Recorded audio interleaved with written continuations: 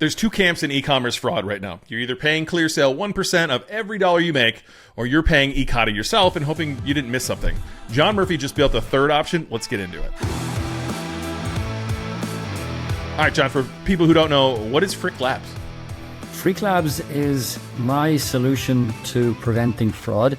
And it's somewhere in between ClearSale and Ekata, where the thing is, we've got humans in the loop, where we actually give you all of the inside scoop that ClearSale actually doesn't tell you, so you can make better decisions. Anyone in e-commerce has dealt with fraud, right? Whether you're selling something cheap or you're selling something high ticket, which is what we do here on this channel. When you run into it, it sucks. It doesn't matter when you run into it; it sucks, right? And so I've paid ClearSale a lot of money in my time to watch out for this stuff for me, right? And then eventually you kind of grow into Ekata, which is like the software they're using behind there, and you kind of go monitor this yourself, right? And you have your team monitor. Then it eventually starts taking up a lot of your team's time. How is this different? How is FRIQ different? How can you help someone that isn't the way ClearSale or Ekata is helping someone?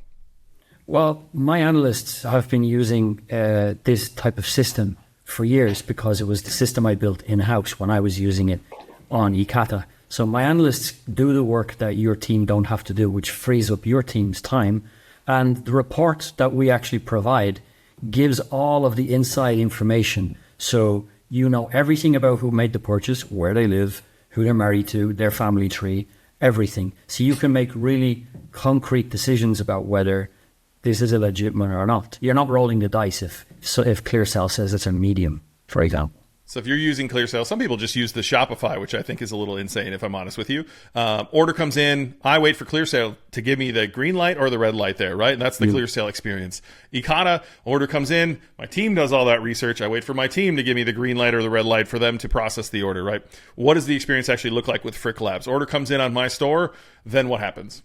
Your store sends via webhook all of the order details to our system, and then we get to work immediately.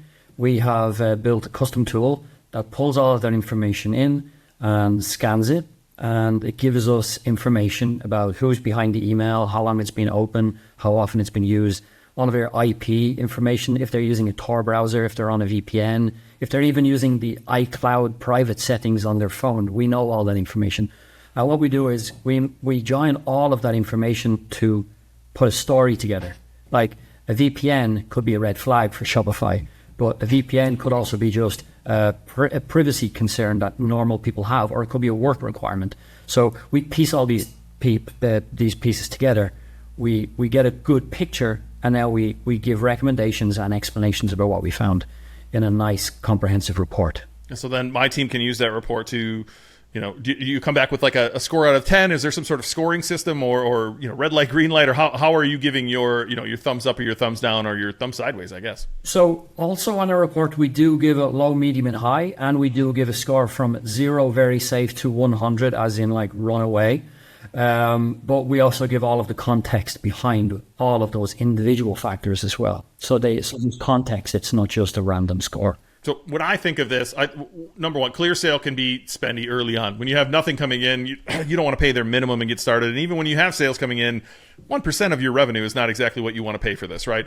That is why a lot of people shift to Ekata and they pay for the service themselves, but now they're paying their team's time. There's a lot of other expenses there that you're not factoring in there, right? And even when your team doesn't know, they send it up to you, the founder, and they pull you away, and now you have to think about this stuff. So I think personally, the ideal customer is literally anyone who has an e-commerce store. How would you phrase, like, who is the ideal customer for this product?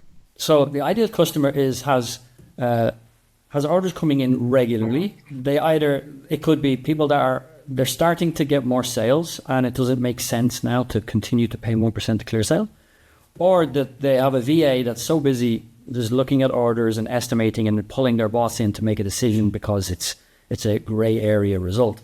We come in and we do the work. We, like our analysts, sit down, we do the research, and we give your dedicated representative the answers.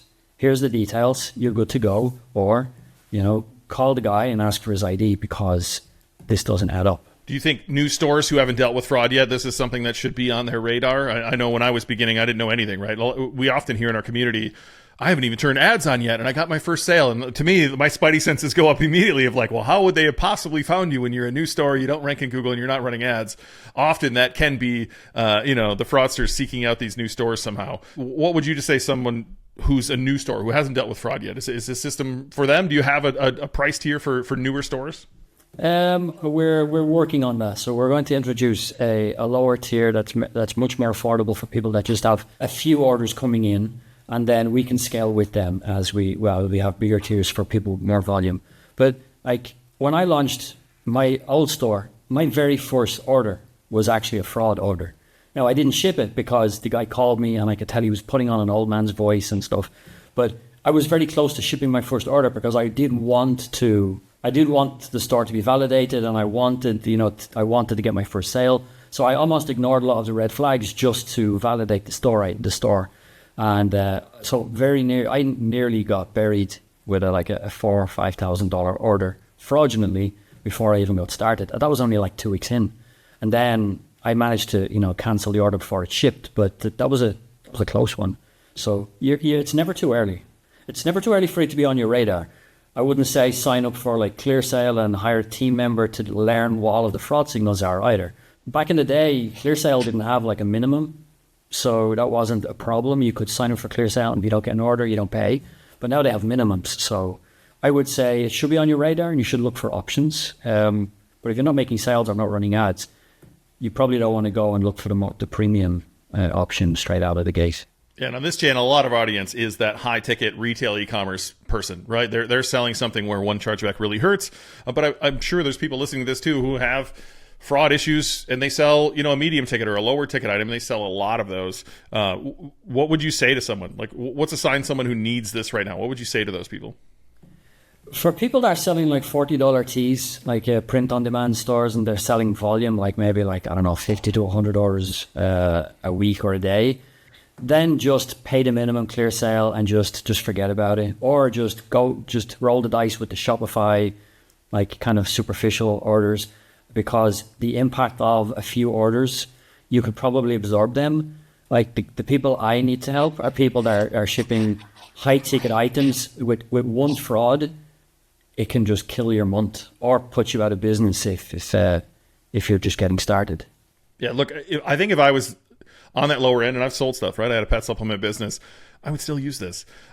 You can absorb it, sure, but that shit pisses me off. Like nothing else. Like chargebacks absolutely grind my gears, and so I'm sure that would bog down your team. But I would absolutely be calling you to be like, I don't want to deal with this, John. Please help us. So yeah, look, where can people go to learn more? Where can they go to sign up? So the website is FRIQLabs.com. FRIQ is spelled FRIQ Labs.com. And they can pick a tier that works for their order volume, or there's a button right there where they can actually book a call and find out and talk to me and see if we're a good fit. If you're in our audience, this is a no-brainer. Like wherever you are, this is absolutely a no-brainer. John probably has a tier for you, and if he doesn't, I'm sure he would consider making a tier for you. Hop on a call with John, help him understand where you are and like where does fraud live for you. Is it something you haven't experienced yet? Is it something you have but you feel too early? Is it something you have teams? People on your team handling the CCATA stuff, and you're like, please get this off my plate. Wherever you are in that spectrum, like book a call with John. Go to FRIQLabs.com, book a call with him. I think this service probably should have been around years ago. This is a better idea, I think, than your e-commerce store, if I'm honest, John, and you had a pretty good idea for your e-commerce store. And so I'm glad you're doing this. I'm glad you're sharing it with our community. And I'll put a link below if you guys want to book a call with John. If you're in our community, you can always find him in Slack. He's one of the more active members of our community, or in our Facebook groups as well. He's there all the time. So reach out. He's not shy. He would love to talk to you.